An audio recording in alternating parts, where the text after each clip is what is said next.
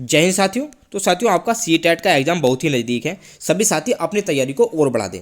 साथियों, आज की क्लास में हम देखेंगे पर्यावरण अध्ययन के बहुत ही महत्वपूर्ण वन लाइनर क्वेश्चंस। और साथियों, ईवीएस के वन लाइनर की आज हमारी ये 5वीं क्लास होने वाली है। जिन साथियों ने पिछली क्लास नहीं देखी है वो जाकर देख सकते हैं। हमने अपने चैनल पर पर्यावरण अध्ययन के नाम से एक प्लेलिस्ट बनाई हुई है। वहाँ पर आपको सारी वीडियो, सारी क्लासेस और सारे प्रैक्टिस सेट मिल जाएंगे। तो साथियों, बहुत ही महत्वपूर्ण प्रश्न होने वाले हैं। सभी साथी अंत तक हमारे साथ बने रहें। और जिन साथियों ने अभी तक हमारे चैनल को सब्सक्राइब नहीं किया है उनसे मेरा निवेदन है कि वो सभी साथी चैनल को सब्सक्राइब जरूर कर ले। तो साथियों, शुरू करते हैं आज की क्लास और देखते हैं अपना पहला प्रश्न। हमारा पहला प्रश्न है, हमारा पहला स्कूल है। तो साथियों, हमारा परिवार ही हमारा पहला स्कूल होता है। हांगकांग में रहने वाले लिंगहू फैन जो सांप का भोजन करते हैं, खाना बहुत पसंद करते हैं। तो हांगकांग में रहने वाले जो लोग होते हैं वहाँ पर लिंगहू फैन यानी कि सांप का भोजन, सांप वहाँ के लोग खाते हैं। अगला प्रश्न देखेंगे, मरे जानवर खाकर जगह साफ करने वाले पक्षी गिद्ध है। साथियों, मरे जानवर को गिद्ध खाता था, इसलिए इसको देश का स्वीपर भी कहा जाता था, गिद्ध को।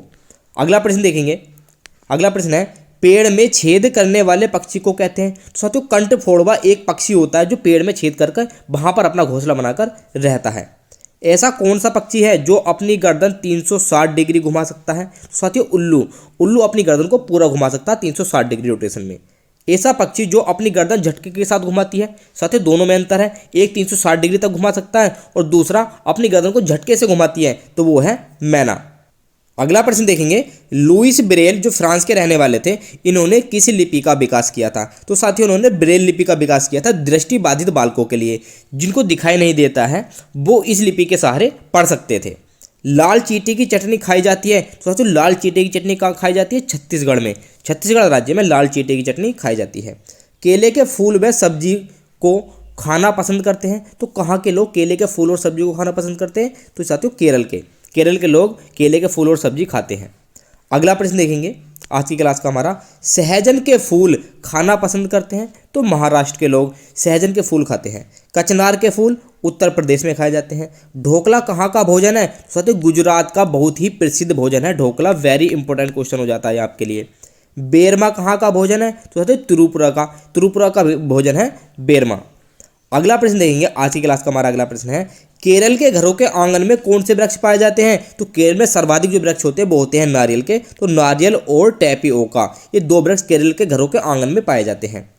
असम में बच्चे पढ़ने के लिए बांस के बने पुल से जाते हैं और असम में बारिश बहुत होती है। यहाँ से आपके दो क्वेश्चन बन सकते हैं साथियों कि बारिश किस राज्य में सर्वाधिक होती है? तो असम में सर्वाधिक होती है। और असम में बच्चे पढ़ने के लिए बांस के बने हुए पुल से होकर जाते हैं। आगे देखेंगे, लद्दाख में बच्चे ट्राली जो लकड़ी का बना हुआ झूला होता है उस पर बैठकर नदी पार करके स्कूल जाते हैं। तो दोनों में अंतर है, एक में बांस के बने पुल पर जाते हैं, दूसरे में ट्रॉली जो लकड़ी की बना हुआ झूला होता है, तो ये होता है लद्दाख में। अगला प्रश्न देखेंगे, अगला प्रश्न भी इससे थोड़ा मिलता जुलता है।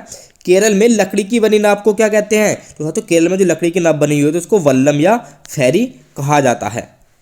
अगला प्रश्न देखेंगे आज की क्लास का हमारा, जम्मू कश्मीर के लोग सरसों के तेल में पकी हुई मछली खाना बहुत पसंद करते हैं। तो साथियों, जम्मू कश्मीर के लोग सरसों के तेल में जो भुनी हुई मछली होती है उसको खाना पसंद करते हैं। और गोवा के लोग नारियल के तेल में पकी हुई मछलियाँ खाना पसंद करते हैं, क्योंकि गोवा में नारियल के पेड़ सर्वाधिक पाए जाते हैं, इसलिए वहाँ के लोग उसी मछली को नारियल के तेल में पकाकर खाते हैं। अगला प्रश्न देखेंगे आज की क्लास का हमारा अगला प्रश्न है, जिन जानवरों के कान बाहर दिखाई नहीं देते और शरीर पर बाल नहीं होते हैं, तो साथियों वे जानवर अंडे देते हैं।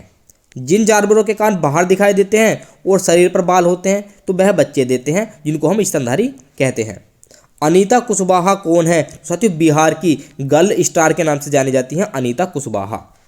अगला प्रश्न देखेंगे आज की क्लास का हमारा अगला प्रश्न है, सूर्यमणि कौन है? तो ये स्टार गर्ल हैं, इनको जंगल की दीदी भी कहा जाता है। आगे देखेंगे हाथी से जुड़े रोचक तथ्य। तो साथियों, ईवीएस के पेपर में हाथी से बहुत सारे क्वेश्चन बनते हैं, एक या दो क्वेश्चन आपके हाथी से जुड़े हुए आ सकते हैं। तो देखते हैं, एक हाथी एक दिन में लगभग 100 किलो से ज़्यादा पत्ते और झाड़ियाँ खा लेता है। 3 माह का बच्चा साथियों, हाथी का जो 3 माह का बच्चा होता है वो लगभग 2 कुंटल यानी कि 200 किलोग्राम का हो सकता है। अगला प्रश्न देखेंगे, अगला प्रश्न हमारा, हाथी दिन में 2 से 4 घंटे सोता है।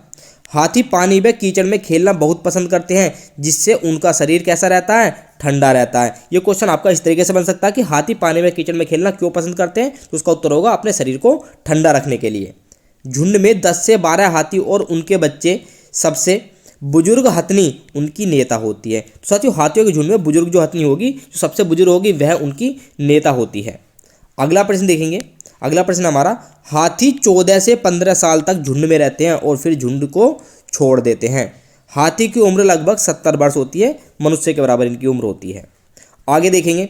आगे है साथियों बाघ से जुड़े रोचक तथ्य। बाघ से जुड़े रोचक तथ्य देखते हैं। बाघ अंधेरे में हमसे 6 गुना बेहतर देख सकता है।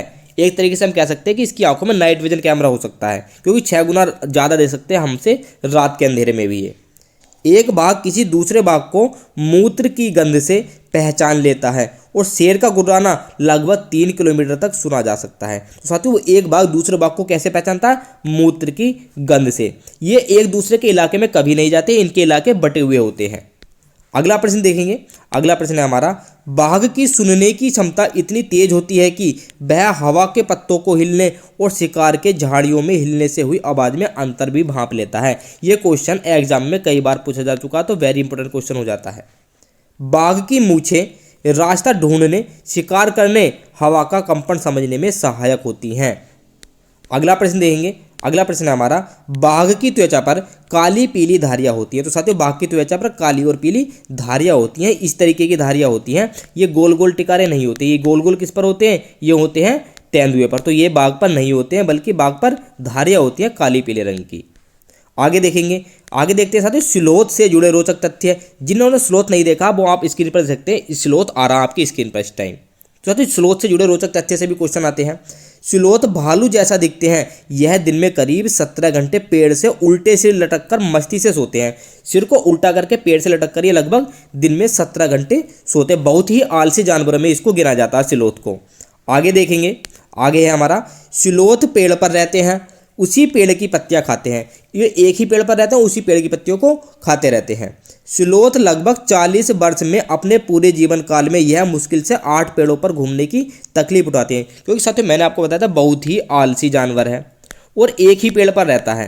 तो एक पेड़ पर लगभग 5 साल तक ये रहता है, फिर दूसरे पेड़ पर चला जाता है। तो इस तरीके से लगभग यह 40 वर्ष में केवल 8 पेड़ों पर ही घूमता है, 8 पेड़ों से ज़्यादा घूमता ये नहीं है।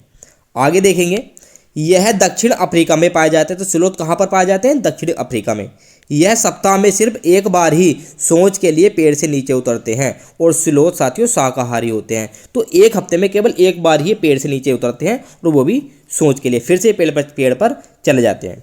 तो साथियों ये थे हमारे आज की क्लास के कुछ महत्वपूर्ण वन लाइनर क्वेश्चन। तो जो भी साथी अंत तक हमारे साथ बने रहे उनका बहुत बहुत धन्यवाद। और जिन साथियों ने अभी तक हमारे चैनल को सब्सक्राइब नहीं किया वो सभी साथी चैनल को सब्सक्राइब कर ले। और जिन साथियों को इसकी PDF चाहिए वो हमारा टेलीग्राम ग्रुप ज्वाइन कर ले, लिंक नीचे डिस्क्रिप्शन में दिया हुआ है। तो हम आपसे मिलते हैं अगली क्लास में। जय हिंद।